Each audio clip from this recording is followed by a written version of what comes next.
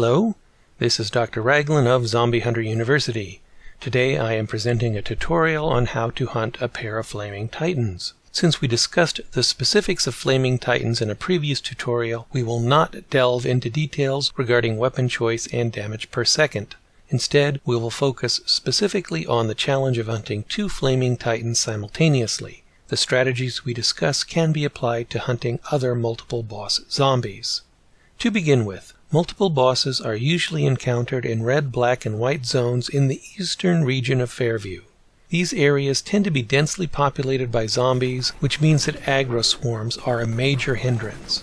In fact, the first challenge a student is likely to face upon entering an area is not the boss itself, but the other zombies. A student may have the knowledge and skill to terminate a Flaming Titan with an iron pipe, but that weapon is unlikely to work in these situations. Almost immediately, it will be necessary to utilize a high-powered grinding weapon to fend off crowds. The tactic we usually recommend works here. Run around the block to thin out the pursuers, leaving them behind so that attention can be focused on the Flaming Titans. The major challenge of hunting multiple bosses will quickly become apparent. Flaming Titans, like many bosses, are fast. Trying to outrun them will exhaust your energy, leaving you vulnerable. Therefore, it is necessary to time your sprint, using it only when the boss closes in to attack.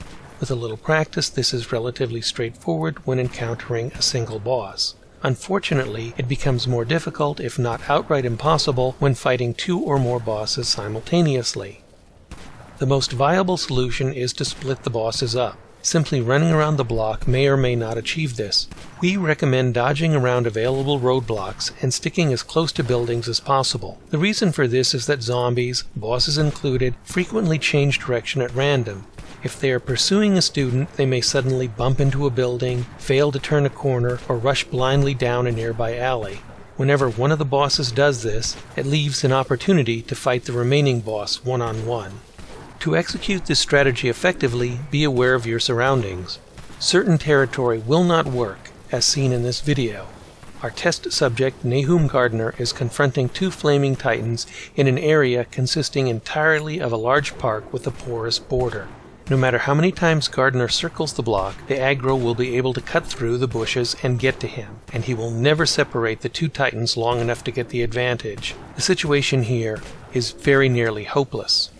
The next clip shows that Nahum does much better in a nearby area with a junkyard surrounded by a fence where dodging through a gate leaves 1 Flaming Titan behind while the other pursues. Under these circumstances, simple melee weaponry is more than enough to ensure success.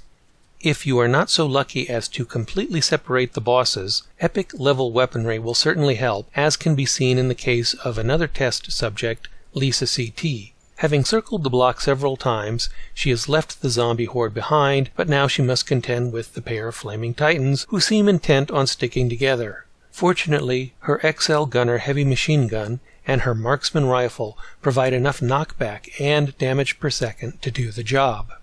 After the first boss is terminated, what remains is a conventional boss hunt, which advanced students should be able to handle without serious concern. Just keep in mind that the zombie hordes are still lurking in the area, so do not simply stop anywhere to confront the boss. Find a relatively isolated space. This does not have to be a fenced-in yard or a parking lot. The open street can work if you are far enough ahead of the horde and if there is a wall that will slow down the arrival of any interlopers.